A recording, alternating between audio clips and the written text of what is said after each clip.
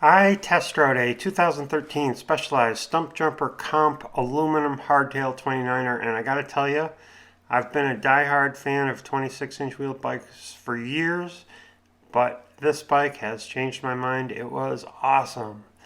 My dislike for 29ers started when I bought a very low end, like $1,100 Giant 29er several years ago. And the bike was heavy, the wheels were heavy, it felt like you were riding a tank. It was sluggish everywhere, uphill, downhill, corners, flats. I just hated the bike. So I swore off 29ers at that time and I stayed with 26-inch wheeled bikes for years. I bought a Specialized Epic Comp aluminum full suspension and a Specialized Epic Expert carbon full suspension bike, and I loved them. But I've been having a lot of issues with my Specialized Epic rear brain shocks lately. I think the cold weather is killing them. We don't have any snow, so I've been riding outside even when it's 0 to 10 degrees out, and both of my Epics right now are in the shop with broken rear shocks. And I've had issues with them even not during the cold. So I'm interested in getting a hardtail. I went to Plains Bike and Ski where they have some demo bikes. And a friend of mine, Larry, tried this bike out last year. It's a Stumpjumper hardtail 29er aluminum. And he was raving about how fast he was on it. And Larry rides 26ers too. So anyway, I decided to give it a try. It was medium, but I really needed a large. So I raised the seat as far up as I could. And unfortunately, on both rides that I did on the bike, my seat slipped down. And I had to get off, raise it, and it slipped down again. But even despite that, I had my third fastest time going up a 2.4 mile long climb I do on a regular basis. I think I've done it 26 times altogether. And a few of those times I've gone all out and tried to break my PR. On the first ride on the bike, which was in January 17th of 2014, there was a light snowpack on the ground, but I managed to set my third fastest time up the mountain, which is crazy because number one, there's snow on the trail. Number two, I've got a little bit of winter weight on my body.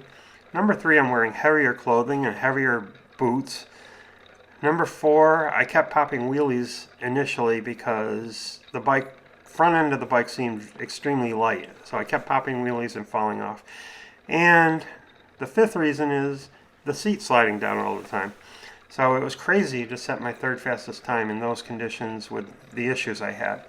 The next day I went out to try to break that time, and unfortunately I forgot to start my GPS. But I did video the ride so I could get my time.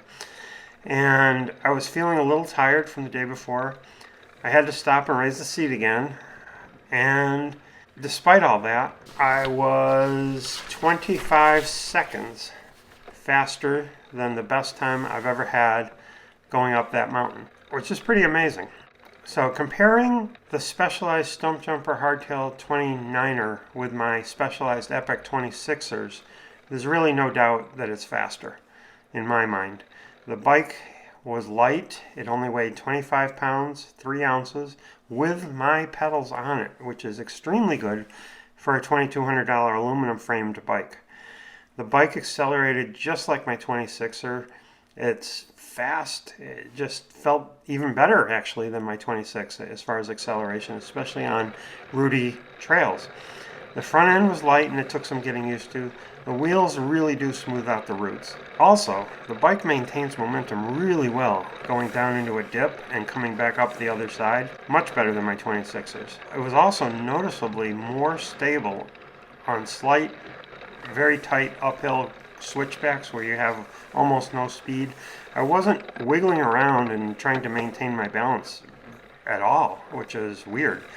But I actually made a corner I've never made before, and I couldn't believe it. Unfortunately, I didn't video that ride. I would have loved to have had that on video. The bike maintained traction really well, especially on short, steep rises, despite these rather minimalist tires it has on it, and the snow on the trail.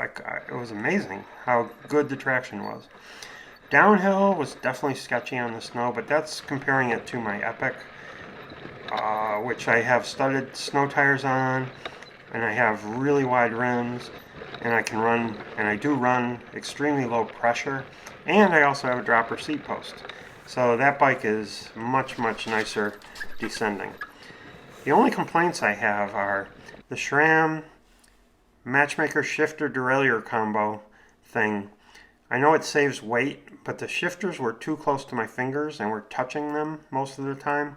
And if I tried to move them inward on the handlebars, it moved the brakes inward on the handlebars into a position I didn't want them to be in.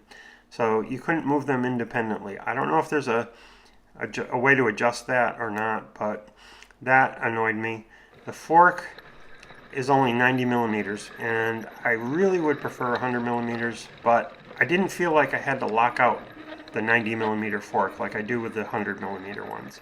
And maybe that's better. Maybe having the fork absorbing the trail as you're going along, even while you're climbing, works out better than having it locked out and having it take all the hits. The handlebars were wide, and I have these certain lines going up that trail, and on a couple occasions I clipped the trees on the edge of the trail with my bars. That'll take some getting used to, but I have a feeling the wide bars added to the stability a lot, which really was great. Anyway, I can't believe I'm saying this, but after all these years of doubting, I finally believe 29ers are smoother and faster, and I really want to get a faster race bike for things like the Vermont 50, the Black Fly Challenge, and stuff like that.